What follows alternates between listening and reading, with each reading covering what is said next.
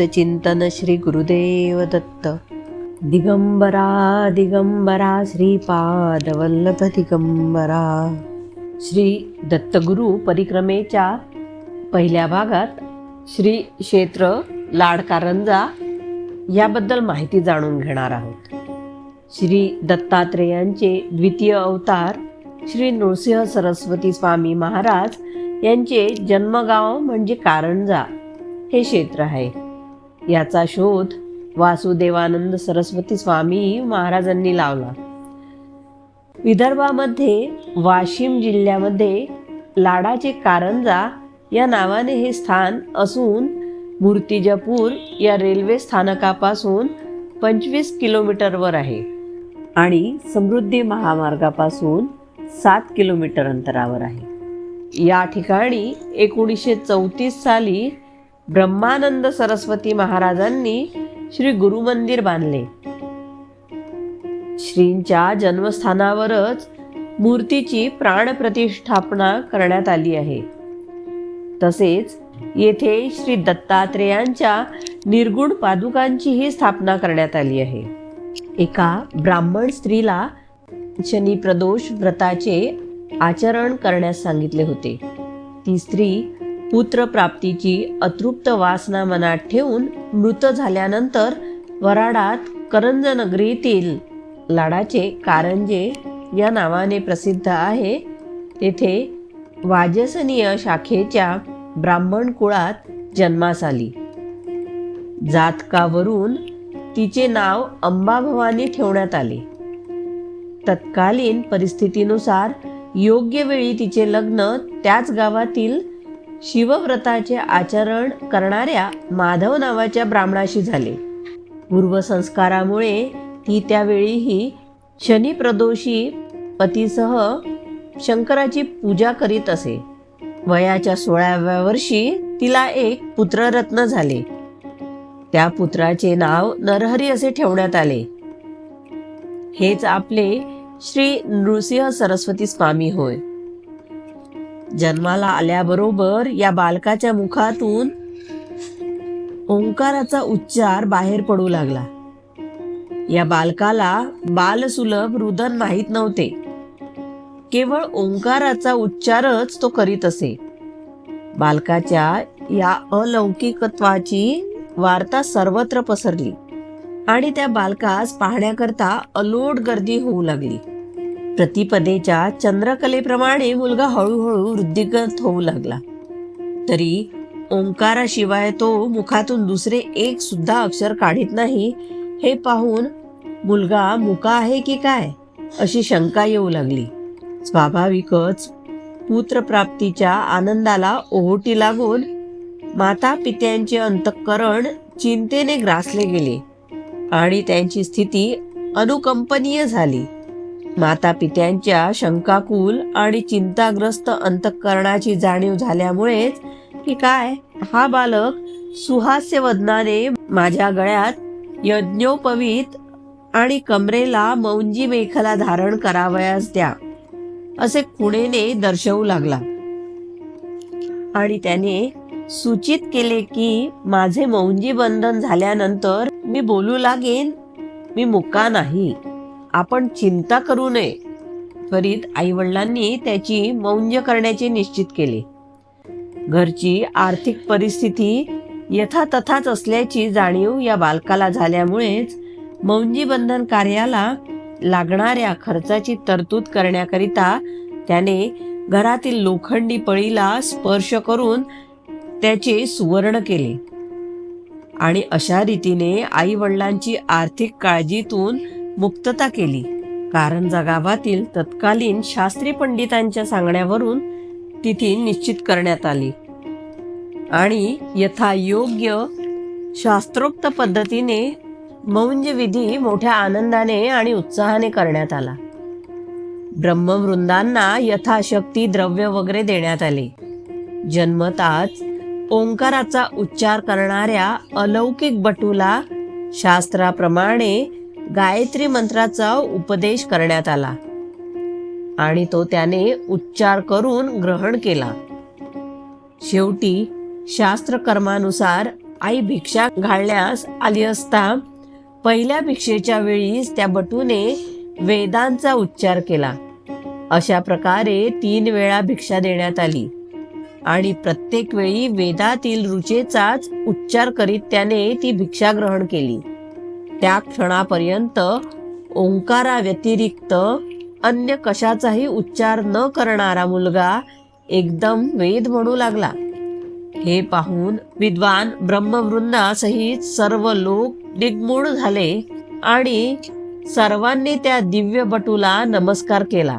जाणत्यांनी ओळखलं की हे आगळे स्वरूप म्हणजे देवाचा साक्षात अवतारच होय. श्री गुरूंच्या काही वर्षाच्या वास्तव्याने औदुंबर, नृसिंहवाडी, गाणगापूर आदी गावे पुण्यक्षेत्रे बनून तीर्थस्थाने झाली आहेत. परंतु श्रींचे जन्मस्थान हे काही कारणामुळे बऱ्याच कालपर्यंत अज्ञात राहिल्यामुळे ज्या ठिकाणी श्रींनी जन्म घेतला आणि आपल्या दैवी बालक्रीडा केल्या ते कारंजा गाव इतके दिवस अप्रसिद्ध राहिले. परंतु प्रभू कृपेने श्रींच्या जन्मस्थानाचा म्हणजेच कारंजा गावाचा पूर्ण पत्ता लागल्यामुळे आज त्या ठिकाणी श्रींचे मंदिर बांधण्यात येऊन त्यात श्रींच्या मूर्तीची आणि निर्गुण पादुकांची स्थापना करण्यात आली आहे. श्री नृसिंह सरस्वती संस्थान कारंजा या नावाने आज ते प्रसिद्ध आहे. करंज ऋषींच्या पवित्र कार्याने पुनीत झालेली ही कारंज नगरी भगवान दत्तात्रेयाचा दुसरा अवतार श्री नृसिंह सरस्वती स्वामी महाराज यांचे जन्मस्थान असून हे स्थान परमपूज्य थोरले स्वामी श्री वासुदेवानंद सरस्वती येथे येईपर्यंत कारंजवासियांना अज्ञातच होती. शके 1827 भाद्रपद वद्य सप्तमी या दिवशी श्रेष्ठ दत्तभक्त श्रीमद परमहंस परिवाजकाचार्य वासुदेवानंद सरस्वती स्वामी संचार करीत करीत कारंजा क्षेत्री आले. तेथील हनुमान मंदिरात त्यांचा मुक्काम 2 दिवस होता. कारंजा येथील वास्तव्यात त्यांनी श्री घुडे यांच्या वाड्यातील उजव्या बाजूच्या माडीवर एक रात्र व्यतीत केली असता श्री नृसिंह सरस्वतींनी त्यांना साक्षात दर्शन दिले आणि माझे वास्तव्य येथे आहे असे सांगितले. माडीतील एका भिंतीवर महाराजांच्या छायेसारखे काही दिसत असे. त्यांचे छायाचित्र संस्थानाच्या छायाचित्रात समाविष्ट केले आहे. श्री नृसिंह सरस्वतींचा जन्म कारंजा येथे कोणत्या स्थानी झाला याबद्दल अत्यंत काळजीपूर्वक तपास करून परमपूज्य वासुदेवानंद सरस्वती स्वामींनी एक विशिष्ट ठिकाणच महाराजांचे जन्मस्थान आहे असे निश्चित केले. त्याप्रमाणे ती जागा विकत घेऊन तेथे श्रींचे मंदिर बांधावे असे ठरले. याकरिता कारंजा येथील काही लोकांची एक समिती नेमण्यात आली होती.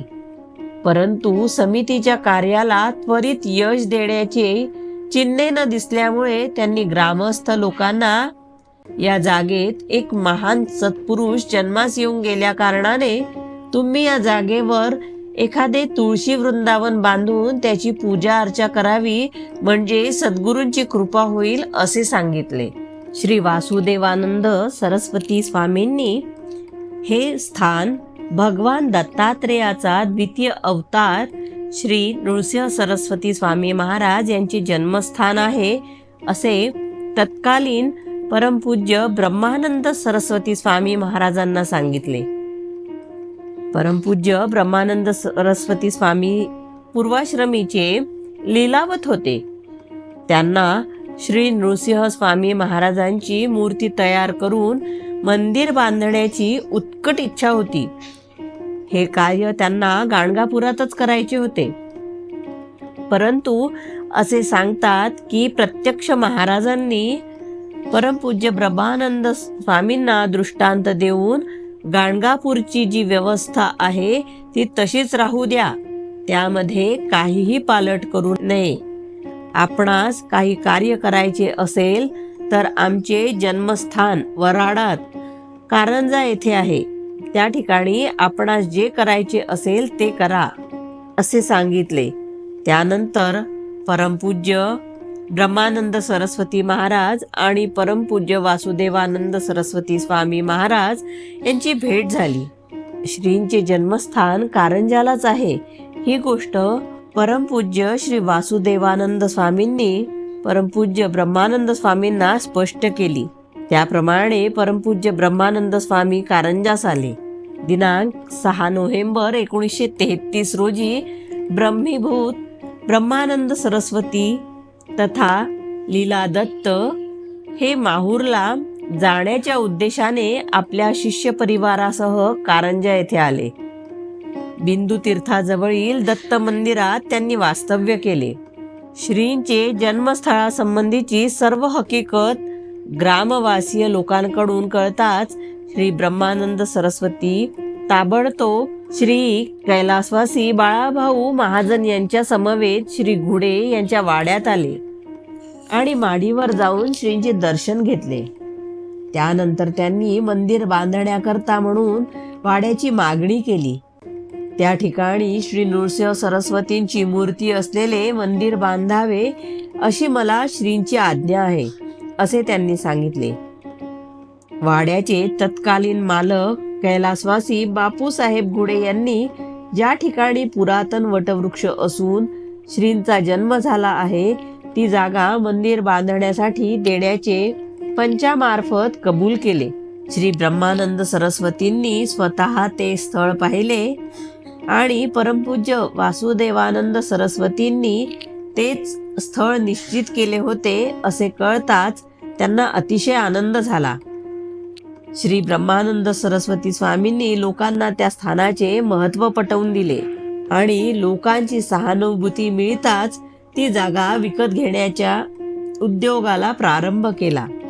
त्या ठिकाणी मंदिर बांधण्याचा आपला मनोदय आणि निश्चय जाहीर केला.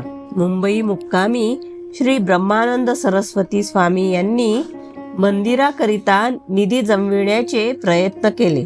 मंदिर बांधण्याकरिता आवश्यक असणारी सर्व रक्कम देणारे कोणीही न मिळाल्यामुळे त्यांनी एक विनंती पत्रक छापून ते संस्थानिक आणि श्रीमंत लोक यांच्याकडे पाठविले. परंतु त्याचाही व्हावा तसा उपयोग झाला नाही.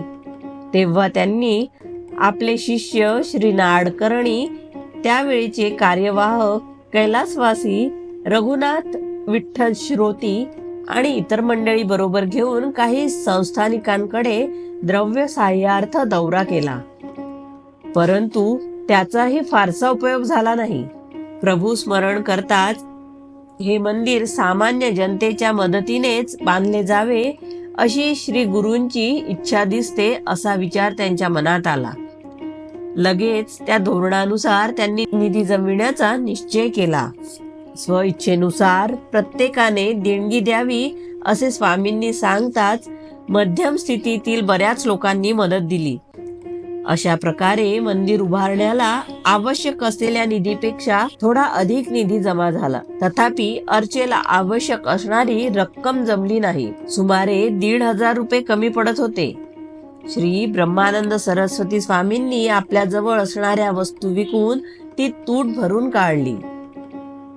मंदिर बांधण्यास प्रारंभ करण्यापूर्वी प्रथम पायाशुद्धी करण्यात आली.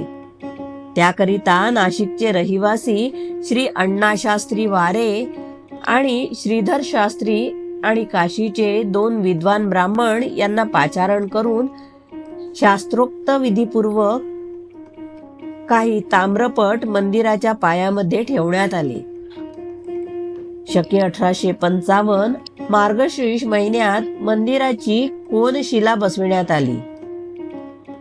दिनांक 3 डिसेंबर 1933 या दिवशी श्री दत्त जयंतीच्या सुमुहूर्तावर मंदिराच्या बांधकामास सुरुवात झाली. मुंबईवरून स्थापत्यशास्त्र निपुण श्री आचरेकर यांना बोलविण्यात आले होते. केवळ 4 महिन्यात मंदिराचे काम पूर्ण झाले.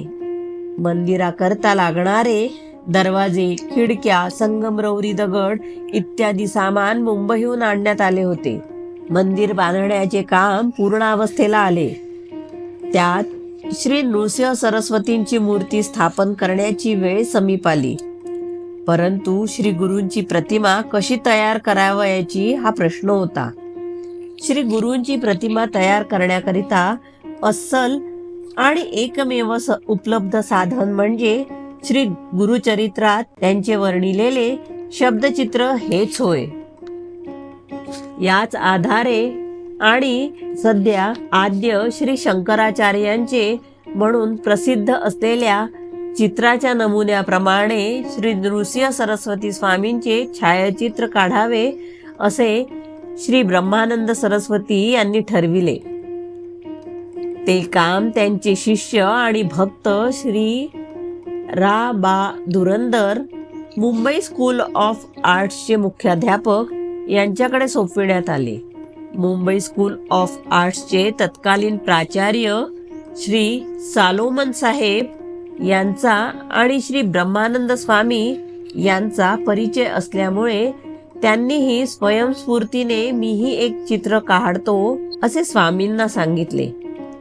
अशा प्रकारे श्री ब्रह्मानंद स्वामींच्या अनुज्ञेने उपरी निर्दिष्ट दोघांनीही श्री ब्रह्मानंद स्वामींच्या अनुज्ञेने उपदिष्ट दोघांनीही श्रींचे चित्र काढण्याचे ठरविले.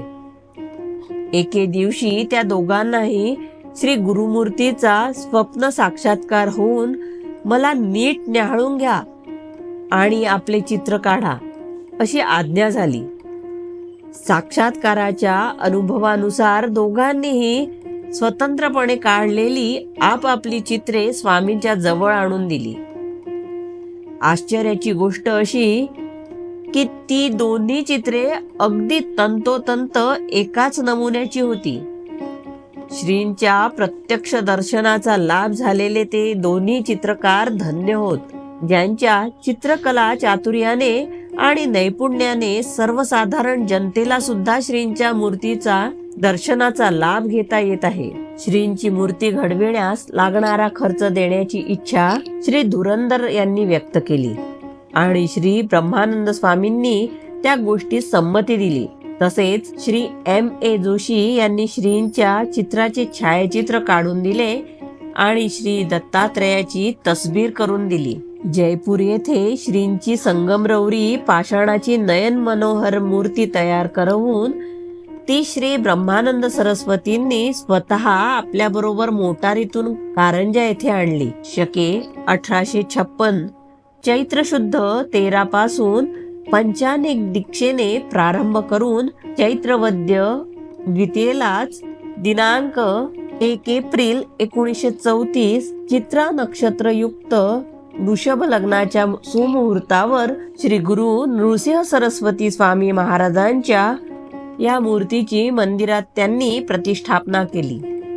त्याचबरोबर श्री दत्तात्रेय, श्री चिंतामणी गणपती, श्री काशी विश्वेश्वर आणि श्री गुरुकृपा यांचीही स्थापना करण्यात आली. प्रतिष्ठापना करण्यापूर्वी श्रींची बालसन्यासी स्वरूपाची सदर मूर्ती मंदिराजवळील घरात आणून ठेवण्यात आली होती. प्रतिष्ठापनेच्या महोत्सवाकरिता काशी आणि नाशिक येथून विद्वान ब्रह्मवृंदांना बोलविण्यात आले होते. त्यांच्या करवी मंत्रानुष्ठान, जप इत्यादी कार्ये श्री ब्रह्मानंद सरस्वतींच्या देखरेखीखाली 4 दिवस सुरू होते.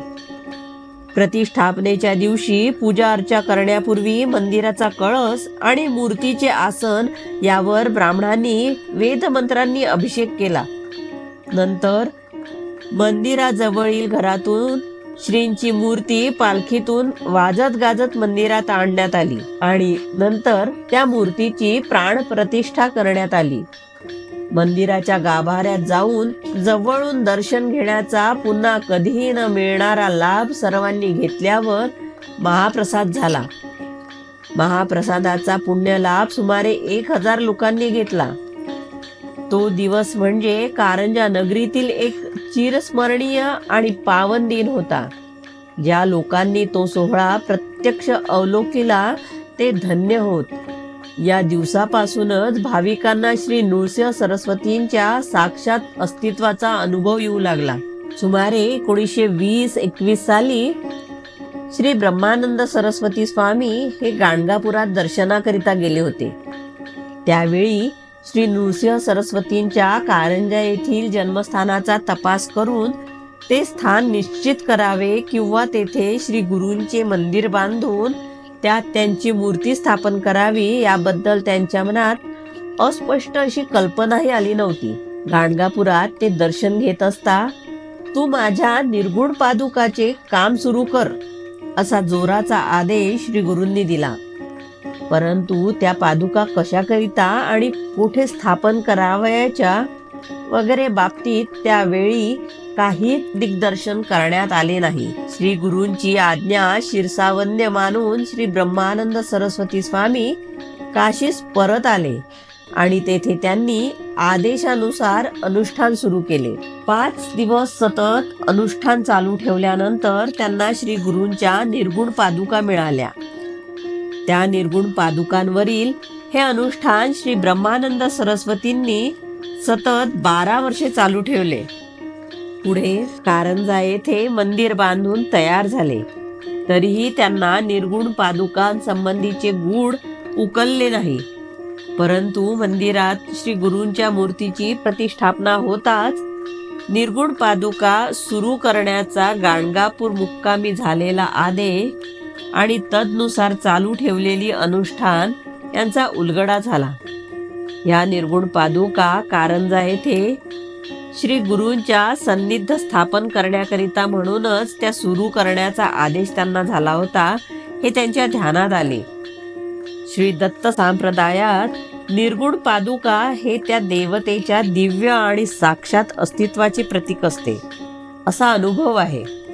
श्री ब्रह्मानंद सरस्वतींनी त्या निर्गुण पादुका काशीहून अत्यंत शुचिरभूतपणे स्वतंत्र मोटारीतून स्वतः कारंजास आणल्या आणि शके 1858 मध्ये महाशिवरात्रीच्या दिवशी त्यांची स्थापना केली. या निर्गुण पादुकांची स्थापना श्री गुरुमूर्तीच्या स्थापनेनंतर 1 वर्षाने झाली. श्रींची प्रतिष्ठापना झाल्या दिवसापासून श्रींची नित्य पूजा अर्चा, नैवेद्य वगैरे संबंधीची व्यवस्था भक्तमंडळींनी स्वखुशीने दिलेल्या द्रव्य सहाय्यावरून चालू होती. परंतु ही प्रथा तशीच चालू ठेवल्यास कालांतराने त्यात शिथिलता आणि नियोजन रहितता येईल. हे दोष येण्याचा संभव असल्यामुळे श्री ब्रह्मानंद सरस्वती स्वामींनी भविष्याचा विचार करून श्रींच्या नित्यपूजेच्या खर्चाच्या व्यवस्थेकरिता शाश्वत निधीची एक अभिनव योजना आखली. भक्ताने श्री गुरु संस्थानला एकदा 151 रुपये द्यावे आणि पूजेचा 1 दिवस त्यास देण्यात यावा. सदर रक्कम सरकारी रोख्यात गुंतवली जाईल आणि त्यापासून येणाऱ्या व्याजातून संस्थानचा 1 दिवसाचा खर्च भागविण्यात येईल. असे 365 दाते मिळवून संस्थानच्या वार्षिक खर्चाची तरतूद करण्यात यावी. या योजनेनुसार दात्याने एकदा 151 रुपये देऊन संस्थानच्या संमतीने वर्षातील 1 दिवस घेतला. म्हणजे त्या रकमेच्या मोबदल्यात दाता सांगेल त्याच्या नावाने त्या दिवशी श्रींची पूजा होऊन त्यांचे श्रेय आणि पुण्य त्याला मिळेल आणि प्रसादही पाठविण्यात येईल. ही अभिनव योजना सर्वांना पसंत पडली आणि योजनेच्या प्रचारास्तव जाण्याची श्री ब्रह्मानंद सरस्वती स्वामींनी तयारी केली. काशीहून प्रचारास्तव निघण्यापूर्वी श्री ब्रह्मानंद स्वामी श्री अन्नपूर्णा देवीच्या मंदिरात गेले आणि देवीची पूजा केली. माताजींच्या मंदिराचे महंत श्री शिवनाथपुरी गोस्वामी महाराज हे त्याच वेळी तेथे आले. त्यांना स्वामींनी आपले मनोदय व्यक्त करून सांगितले. ते ऐकताच त्यांनी रुपये 151 देऊन पौष शुक्ल द्वितीया हा महाराजांचा जन्मदिवस पूजेकरिता म्हणून घेतला. श्री जगन्मातेची ही पहिली भिक्षा हा शुभ शकूनच होय. आणि जगदंबेचा आपण आरंभिलेल्या कार्याला पूर्ण आशीर्वादच आहे या कल्पनेने त्यांचा उत्साह द्विगुणित झाला. अशा परमानंद स्थितीत ते प्रचाराकरिता काशीहून निघाले. या सफलतेचे सर्व श्रेय प्रिय भक्त श्री ब्रह्मानंद सरस्वती यांचेवर असलेल्या श्री दत्तात्रेयांच्या कृपादृष्टीलाच देणे उचित आहे. येथील संस्थांच्या नियमांप्रमाणे आणि श्री ब्रह्मानंद सरस्वतींच्या आज्ञेवरून मंदिराच्या पुजाऱ्याशिवाय दुसऱ्या कोणासही मंदिराच्या गाभाऱ्यात जाण्यास प्रतिबंध असल्यामुळे पूजेची व्यवस्था संस्थांच्या पुजाऱ्यामार्फत करण्यात येते. पूजेकरता दिलेल्या पैशांची आणि भक्ताकडून येणाऱ्या दानाबद्दल म्हणजेच कपडा, सोने, चांदी वगैरे रितसर पावती व्यवस्थापकाकडून देण्यात येते. भक्तांनी केलेल्या पूजेचा प्रसाद त्यांना मिळतो. पूजेच्या दिवशी हजर नसलेल्या भक्तांना पोस्टाने परगावी त्यांच्या पत्त्यावर प्रसाद पाठविण्यात येतो. शाश्वत पूजेचा प्रसाद आणि अंगारा नित्य नियमाने त्या भक्तांना पाठविण्यात येतो. येथे यात्रेकरूंकरिता धर्मशाळा आहे. शिवाय गुरुचरित्र सप्ताह करण्याच्या इच्छेने येणाऱ्यास मंदिरात एक वेळ भोजन मिळते. येथे दर गुरुवारी पालखी काढतात. तसेच श्री दत्तात्रेयाचे 16 अवतार अशा एकूण 16 जयंत्यांच्या प्रत्येक तिथीला पालखी काढतात. त्याशिवाय कारंजा येथे या गुरु मंदिरामध्ये दररोज सकाळी काकड आरती, पूजा, अभिषेक वगैरे झाल्यावर श्रींच्या निर्गुण पादुकांवर गंधलेपन करण्यात येते. बरोबर 8 वाजता शंखनाद होतो. त्यावेळी निर्गुण पादुका जिथे नेहमी ठेवण्यात येत असतात तेथून त्या उचलून घेऊन डब्यांची झाकणे काढण्यात येतात. पादुकांवर अत्तर मिश्रित चंदनाचा लेप देण्यात येतो. नंतर त्या पादुका गाभाऱ्याच्या मध्यभागी ठेवलेल्या चौरंगावर उघड्या डब्यात ठेवण्यात येतात. त्यावेळी भक्त मंडळींना त्याचे दर्शन घेता येते. श्रींची पूजा आटोपल्यावर त्या श्रींजवळ ठेवण्यात येतात. साधारणपणे नैवेद्य समर्पण करे तोपर्यंत त्या उघड्या ठेवतात. नंतर त्या पादुका डब्यात ठेवून डबे बंद करण्यात येतात. नंतर ते डबे ठेवण्याकरिता केलेल्या खास सिंहासनावर नेऊन ठेवण्यात येतात. तसेच या संस्थेचा कार्यक्रम कशा प्रकारचा असावा हे परमपूज्य ब्रह्मानंद स्वामींनी ठरवून दिले आहे. सकाळी 5:30 काकड आरती, त्यानंतर महाराजांना लघुरुद्र आणि पंचोपचार पूजा, त्यानंतर सत्यदत्त पूजा, माध्यान्ह आरती, सायं पूजा, पंचपदी, रात्री 8:30 आरती आणि त्यानंतर अष्टके व शंखोवक होऊन इतर काही कार्यक्रम नसल्यास शेजारती होते आणि नंतर कपाट बंद होते. कुठल्याही परिस्थितीत कपाटे दुसऱ्या दिवशीच्या काकड आरतीपर्यंत उघडले जात नाही. या ठिकाणच्या पुजाऱ्याला त्रिकाल स्नान करून गाभाऱ्यात जावे लागते. तेही त्यांनी घरून स्नान करून आलेले चालत नाही. आचारी आणि पुजारी यांच्याकरिता स्वतंत्र स्नानगृह आहे. तेथेच स्नान करून नंतर ते आपापल्या कामी लागतात. पुजाऱ्याशिवाय कोणालाही श्रींच्या गर्भगृहात प्रवेश नाही. हे ठिकाण अतिशय जागृत आहे. याचा प्रत्यय विविध भक्तास वारंवार येत असतो. या क्षेत्री श्रींचे मंदिरच नव्हे तर उपासना पद्धती आणि दिनक्रमही श्री ब्रह्मानंद स्वामींनी ठरवून दिला. आणि महत्वाची बाब म्हणजे श्री गुरु मंदिर लाड कारंजा याच्या नूतनीकरणाला 23 मार्च 2025 रोजी राज्य सरकारने मंजुरी दिलेली आहे. श्री गुरूंच्या मंदिरापासून जवळच कामाक्षी देवी आणि एकविरा देवी यांची मंदिरे आहेत. गावाच्या दक्षिणेस एक मैलाच्या परिसरात ऋषी तलाव असून कमळांनी आणि ऑस्ट्रेलियन पानकोंबड्यांनी हा शोभिवंत दिसतो.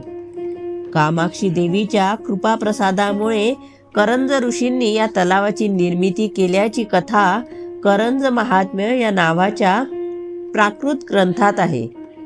याच ठिकाणी बेंबळा नदीचा उगम दत्त मंदिराजवळ आहे. गरुड एकदा गंगा आणि यमुना यांना स्वर्गातून घेऊन येत असताना त्यातला एक बिंदू जेथे पडला त्या जागेस बिंदू तीर्थ असे नाव असून तेथूनच बिंदुमती म्हणजेच बेंबळा नदी प्रवाहित होते. या तीर्थापासून जवळच बालसमुद्र म्हणजेच चंद्रतलाव आहे. चंद्राने गुरुपत्नीशी व्यभिचार केल्याने त्याच्या अंगाचा दाह होत राहिला. त्याने तपाचरण करून कामाक्षी देवीची आणि महादेवाची प्रार्थना केली. ज्या डबक्यात त्याने स्नान करून आपल्या अंगाचा दाह शमविला त्यास चंद्रतलाव असे नाव मिळाले. याच्या काठावरील महादेवास चंद्रेश्वर म्हणतात. याच क्षेत्रात यक्षमाता यक्षिणी देवीचेही वास्तव्य असल्याचे सांगतात. करंज मुनींच्या प्रभावाने गरुडापासून शेषनागास संरक्षण येथेच मिळाल्यामुळे या क्षेत्रास शेषांकित क्षेत्र असेही नाव आहे. येथील नागेश्वराच्या पूजनामुळे कधीही विषबाधा होत नाही असे सांगतात. आद श्री वल्लभ नरहरी दत्तात्रेया दिगंबरा वासुदेवानंद सरस्वती सद्गुरुनाथा कृपा करा. आणि कृपया सबस्क्राईब करा आणि लाईक करा.